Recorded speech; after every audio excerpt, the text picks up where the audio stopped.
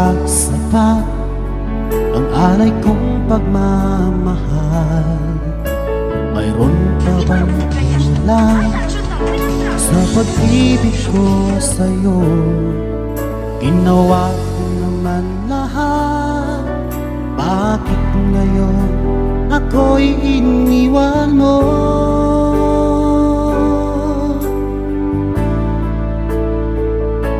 Wala bang